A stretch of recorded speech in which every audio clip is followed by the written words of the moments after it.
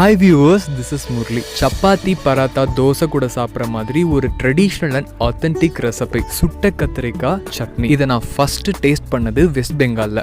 But ஒரு ஸ்டேட்லையும் அவங்க own மெத்தடில் இது பண்ணுறாங்க. Very simple recipe. யூஸ்வலாக நம்ம சாப்பிட்ற தேங்காய் சட்னி வெங்காய சட்னி மாதிரி இல்லாமல் சம்திங் டிஃப்ரெண்ட் டேஸ்ட் அண்ட் டெக்ஸ்சரில் இருக்கும்.